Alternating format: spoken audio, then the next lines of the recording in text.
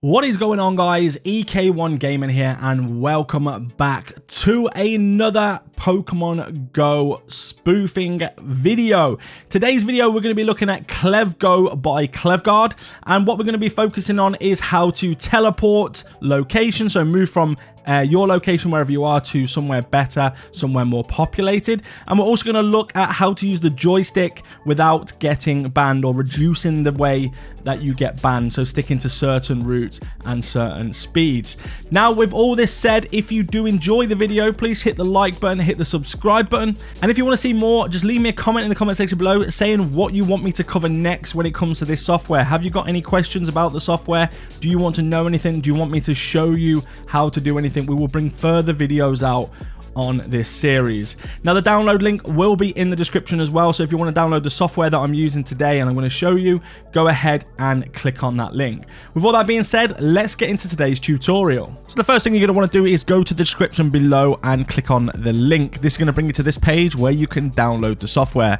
Now, just quickly, this is available for Windows and for Mac, and also available on iOS and Android. So go ahead, click the free download, or you can buy it now. We are going to be using the full functions today on the video, so I would recommend checking out the prices and click that buy button. The free download does have limited capabilities, and it has a certain amount of moves and a certain time you can play. To reset after the free download, you just have to turn your phone off and back on again. So once you've downloaded the software, you're going to want to open that up. You should face this screen here. This is basically the home screen of the software. And what it's going to say is get started. But before you do that, you're going to have to go on and tick the disclaimer. So the disclaimer is basically stick to cooldowns. Don't overuse the software. Make sure that you're being careful when using it, because there is a chance of being banned. We're going to show you today how to reduce the chance, but it's never 100%. So I would recommend using an alt account if you are going to do this. So click the disclaimer and then click get started. It's going to connect now. It's going to find your phone either via USB or Wi-Fi. Mine is found it via Wi-Fi. Click OK, and what it's going to do is going to put you in a general location. Now, this location is not necessarily going to be your location. So for me, it's put me to where I teleported to last. For you, it will be somewhere around your home country. It might be a couple of hours away from your actual address, but it'll be there or thereabouts. So what you can see here is we are in Buffalo. Okay, so I've got my phone here. We're in Buffalo. There's not really much going on here. I was just basically chasing 100 IV Pokemon. There's a little bit going on. So what we're going to do now is take a look at how to teleport to a different location. Okay, so the teleportation is really easy to do. However, this is one of the most dangerous things to do if you don't know what you're doing. So today we're going to show you exactly how to do this safely. So we're going to go to New York, Times Square. If I can type. So we're going to go to Times Square. We're going to click here. So anywhere, Times Square's church. Let's go to church. So we're going to click there. That's going to give us this location right here. So we're just on 7th Avenue near the park as well, which is great. What you're going to see is the distance that teleportation is. So it's 469.22 kilometers from Buffalo, where I was a second ago. If I was from my home address, it would be quite a while. Then click move. So now we've teleported, you can see exactly around. We're very populated in this area. It's going to teleport you exactly where you want it to. So you can click a different location. Say if I wanted to move streets, you can click there and click move. We're not going to. We're happy with our selection at the moment. So we're just going to take that one off. Now, this is where you need to stick to a thing called cooldown. So if you haven't played the game for 2 hours, you can go ahead and catch Pokemon, do whatever you want in this area. If you have been playing your game within 2 hours, so you've been catching Pokemon spinning stops, wait 2 hours now. Just wait. Do not play anything. You can turn your phone off. You can do whatever you want. Just wait 2 hours. When you've waited 2 hours, then you can come and play and you can catch Pokemon spin stops.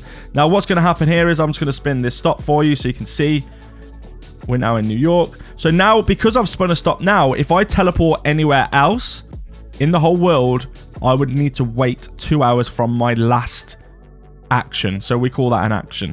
So let's just catch a Pokemon as well. We're not going to go for the AR.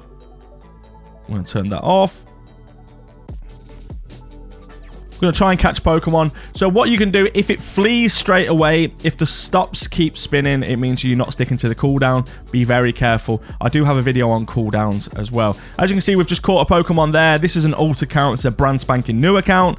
So how do you best utilize this software? Well, one, getting regional Pokemon. Okay, so those regional Pokemon that you can only get in America or China, Japan, Australia. So Kangaskhan, you've got Taurus, is it Pidgey or something like that? Farfetch'd. All different regional Pokemon you can go ahead and collect. Now, when we're here, the best thing to do now is actually flip to the joystick mode. So if you click joystick mode just here, you can actually walk around using your using the joystick. So you can just click here and it'll start walking. What you're going to do first is select your speed. Now with the speed, if you're hatching eggs, stay under 16. So I go like 15 or 14, just under that bicycle. And then you can go ahead and hatch eggs while you're walking. I don't have any eggs to hatch. What I will recommend now is that you click move and it'll automatically start moving whatever direction. You can drag this here around wherever you want to go. What I will say is stick to the roads, okay, or the paths. If you start walking across buildings, it's going to flag up. You know, you're going to get flagged up. It's okay doing it a little bit if you just touch on a building. But if you'll start walking across water and buildings, then be very careful because you're likely going to get flagged up. So the auto walk is on. We're just walking down. And as we're walking down, we can spin stops. We can do anything we want basically as we're walking. So you can see here, we're spinning stops. We're just walking in a straight line. So like I say, just make sure he just stays on that path. Right there. We can catch Pokemon as well as he's walking. So let's catch this one. So there we go. Hopefully this one's caught. But he'll be walking in the background as well. Or your character will be walking in the background. Okay. So as you're doing this, he will continue on that path. Now, if you are going to catch lots of Pokemon, I would stop the walking, catch a Pokemon and start again. Because when you go back on, he could be in the middle of the water. He could be anywhere, right? Because he's going to continue doing it behind you. So the best way to utilize stuff really is just to do this. Is either auto walk it or manually walk around the area you've teleported. Spend a day there. So I would say, like, if there's a community event, go to that area and then go and just spend a day around the area. Spend a day in San Francisco Pier 39. Spend a day in New York, in China. And I'd just do it every day. I would go somewhere different, or every few days just go somewhere different and start basically just wander around that area for a whole day. Now, with your phone being connected via Wi-Fi on this as well, you can literally have your phone in your hand playing the game. You can't control spinning stops from the software. You will have to do that on your phone. As you can see, my phone is in my hand here. So just go ahead, carry on, get as much as you can. Now, you can also go to gyms. You can also do raids.